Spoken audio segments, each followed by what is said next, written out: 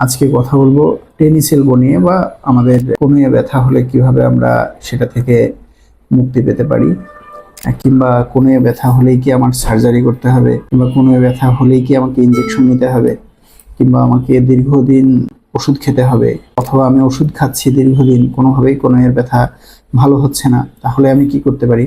এই কথাগুলা আমাদের অনেক রোগী প্রশ্ন করেন যে আমার আসলে কি করবার আছে, কনুইয়ে ব্যথা অনেকদিন ধরে, আমার কনুইয়ে ব্যথা ডায়াগনোসিস হচ্ছে না, আমার কি কোনো সিভিয়ার কোনো রোগ আছে কিনা। অনেকে আসে কনুইয়ে ব্যথা, কিন্তু ব্যথাটা হয়তো আসছে তার ঘাড় থেকে, ঘাড়ের নার্ভের চাপের কারণে অনেক সময় কনুইয়ে ব্যথা হতে পারে। সেক্ষেত্রে আমরা জিজ্ঞেস করে থাকি রোগীকে, আপনার ব্যথার জন্য কি ঝিরঝির অবশ এই ধরনের ভাব আছে কিনা। যদি ঝিরঝির অবশ এই ধরনের কোনো ভাব না থাকে, কিংবা কনুইয়ের ব্যথাটা যদি একদম তীব্র বিদ্যুৎ চমকের মতো ব্যথা না আসে, এই ধরনের থেকে তার ঘাড়ে ব্যথা আছে কিনা, সব আমরা প্রথমেই রোগীকে দেখে রোগীর কাছে রোগের বৃত্তান্ত শুনে আমরা এটা আলাদা করে ফেলি যে অ্যাকচুয়ালি ব্যথাটা কি কনুই থেকে আসছে নাকি অন্য কোনো জায়গা থেকে আসছে। তারপরে আমরা জিজ্ঞেস করি আপনার ব্যথাটা কোথায়। যদি টেনিস এলবো হয়, টেনিস এলবো খুবই কমন একটি রোগ। টেনিস এলবোয়ে সাধারণত ফিমেল পেশেন্টরা বেশি ভুগে থাকে। টেনিস এলবো হলে রোগীরা আমাদেরকে বলেন যে ডাক্তার সাহেব, আমার এই কনুইয়ের বাইরের দিকটায় এই জায়গায় তীব্র একটা ব্যথা হয়। অনেকে বলে কনুইয়ের বাইরের দিক থেকে একটু নিচের দিকে সে ব্যথাটা অনুভূত হয়।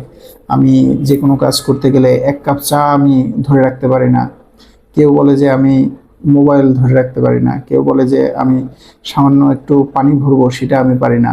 মহিলা রোগীরা এসে বলে যে আমি তরকারি রান্না করতে গেছি, আমি দেখা যায় যে তরকারিটা আমি একটু নাড়া দিব, এটা করতে গেলেও আমার তীব্র ব্যথা হয়, আমার পক্ষে কোনোভাবেই সম্ভব হয় না। 3 মাস, 6 মাস, 1 বছর, 1.5 বছর অনেকেই ভুগে থাকেন টেনিস এলবোতে। এই ধরনের রোগের ক্ষেত্রে আমরা প্রথমেই দেখি যে ব্যথাটা এক্স্যাক্টলি কোত্থেকে আসছে। যদি দেখি যে ব্যথাটা ল্যাটারাল এপিকন্ডাইল ওই এরিয়া থেকে আসছে, তাহলে এর সাথে আরো অন্য কিছু রোগ আছে, সেগুলোকে আমরা সাধারণত চেষ্টা করি আগে আলাদা করতে, যে ওই ধরনের কোনো রোগের কারণে তার ব্যথা হচ্ছে নাকি এক্স্যাক্টলি এটা টেনিস এলবো। যদি টেনিস এলবো হয়, টেনিস এলবোর ক্ষেত্রে আমরা রোগীদেরকে প্রাথমিক অবস্থায় বলি যে আপনি কিছু ওষুধ খান, আপনি এলবো ব্রেস ব্যবহার করেন, কিংবা সার্টেন কিছু এক্সারসাইজ আছে সেগুলো আমরা তাদেরকে শিখিয়ে দিই যে আপনারা এগুলা করে দেখেন যে ব্যথা যায় কিনা। যদি ব্যথা না যায়, এর পরের ধাপ হিসেবে আমরা রোগীদেরকে বলি যে ঠিক আছে, আপনার টেনিস এলবো যেহেতু ওষুধে যাচ্ছে না, দীর্ঘদিন হয়ে গেছে, আপনার পরের ধাপে আপনি ওষুধ ছাড়া আমাদের কাছে কিছু মিনিমাল ইনভেসিভ টেকনিক আছে, এগুলো আপনি সাহায্য নিতে পারেন। আমরা অনেকেরই পিআরপি ইনজেকশন দিই। জাস্ট টেনিস এলবোটাকে আলট্রাসাউন্ড দিয়ে ডায়াগনোসিস করার চেষ্টা করি যে কোন এরিয়া থেকে এক্স্যাক্টলি ব্যথাটা আসছে, ওই এরিয়াতে কোনো মাসেল কিংবা টেন্ডনে কোনো ইনজুরি আছে কিনা, টেন্ডন কিংবা মাসেল ছেঁড়া আছে কিনা সেটা দেখে, কিংবা অনেক সময় দেখা যায় যে ক্যালসিফিক ডিপোজিট থাকে টেন্ডনের মধ্যে, সেই ধরনের কোনো ঘটনা আছে কিনা আমরা আলট্রাসাউন্ড দিয়ে, এক্সরে দিয়ে এগুলো প্রথমে নির্ণয় করি। নির্ণয় করার পরে তারপরে আমাদের হাতে যে অপশনগুলো আছে আমরা রোগীদেরকে অফার করি যে আপনি পিআরপি নিতে পারেন, অথবা আপনি স্টেরয়েড ইনজেকশন নিতে পারেন, সারা পৃথিবীতে এটা বহুল ব্যবহৃত, অথবা আপনি প্রোলোথেরাপি নিতে পারেন। এই ধরনের মিনিমাল ইনভেসিভ ইন্টারভেনশনে দেখা যায় যে রোগী বেশ 7 থেকে 10 দিনের মধ্যে ভালো বোধ করতে থাকে, এবং পিআরপি দিলে দেখা যায় যে 15-20 দিনের মধ্যে বেশিরভাগ রোগী ভালো হয়ে যায়। অনেকে এক সিঙ্গেল ডোজে ভালো হয়ে যায়, অনেকের একাধিক ডোজ লাগতে পারে, কিন্তু এটা একটা ভালো অপশন, রোগীর নিজের রক্ত থেকেই তৈরি করা যায় এবং এটার কোনো সাইড ইফেক্ট ওরকম নাই। তা আমরা এইসব রোগীদের ক্ষেত্রে আমরা বলতে পারি যে আপনার টেনিস এলবো হলেই যে আপনার সার্জারি লাগবেই, কিংবা সার্জারি ছাড়া অপশন নাই, বিষয়টা এখন আর এমন নয়।